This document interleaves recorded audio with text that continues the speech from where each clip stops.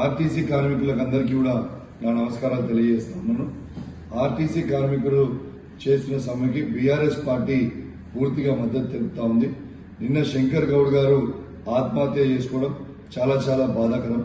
అది ఆత్మహత్య కాదు, ప్రభుత్వ హత్య అని చెప్పక తప్పదు. ఆర్టీసీ కార్మికులకు కూడా అందరూ కూడా విజ్ఞప్తి చేస్తా ఉన్నాను, ధైర్యంగా ఉండి మనం కొట్లాడాలి తప్పితే ఇట్లా ఆత్మహత్యలు చేసుకోవద్దని దయచేసి ప్రతి ఆర్టీసీ కార్మికుడికి నా చేతులు జోడించి మరీ విజ్ఞప్తి చేస్తా ఉన్నాను. ఇవాళ ఈ ప్రభుత్వము మేము ఫ్రీ బస్ పెట్టినామని చాలా గొప్పగా చెప్పుకుంటారు. మరి అట్లాంటి ఫ్రీ బస్ పెట్టినా చెప్పిన దానికి ఇవాళ కష్టపడేది ఆర్టీసీ కార్మికులే కదా. మరి ఆర్టీసీ వాళ్ళకి 3,000 కోట్ల రూపాయల బకాయిలు ఎందుకు పెట్టినరు, ఎందుకు ఇప్పటిదాకా చెల్లించలేదు అనేది ఇవాళ నేను అడుగుతా ఉన్నాను. ఇలా బడ్జెట్ లో కేవలం పేపర్ మీద మాత్రమే మీరు పెడుతున్నారు. గవర్నమెంట్ నుంచి ఇలా ₹1 కూడా ఆర్టీసీకి రిలీజ్ చేయకపోవడం అనేది చాలా చాలా బాధాకరం అని తెలియజేస్తాను. ఆనాడు కేసీఆర్ గారు అధికారంలో ఉన్నప్పుడు సంవత్సరానికి గవర్నమెంట్ నుంచి బడ్జెట్ 1,500 కోట్లు ఆర్టీసీకి విడుదల చేసేది మరొకసారి మీకు గుర్తు చేస్తా ఉన్నాను.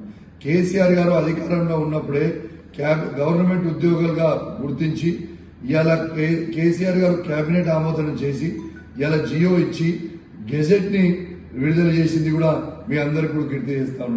ఈ ప్రభుత్వం కేవలం దాన్ని ఇంప్లిమెంట్ చేస్తే సరిపోతుంది, వెంటనే ఇంప్లిమెంట్ చేయాలని ఆర్టీసీ కార్మికుల పక్షాన నేను డిమాండ్ చేస్తానని చెప్పి సందర్భంగా తెలియజేస్తా ఉన్నాను. ఇలా ఆర్టీసీ కార్మికులు అడుగుతున్నది ఏంది, ఇవాళ మీరు పెట్టిన మేనిఫెస్టోనే ఇంప్లిమెంట్ చేయమని అడుగుతా ఉన్నారు కదా. 2.5 సంవత్సరాలు వాళ్ళు ఓపిక పట్టినారు కదా. మరి వాళ్ళు ఓపిక పట్టినా కూడా మీరు ఇప్పటి వరకు కూడా 2.5 సంవత్సరాల నుంచి చేయకపోతేనే 40 రోజుల ముందటి నుంచే మీరు ఇంప్లిమెంట్ చేయకపోతే మేము సమ్మెకి దిగుతామని వాళ్ళు నోటీస్ ఇచ్చారు కదా. మరి అది ఇచ్చినా కూడా మీరు ఎందుకు పట్టించుకోలేదని ప్రభుత్వాన్ని నేను అడుగుతా ఉన్నాను.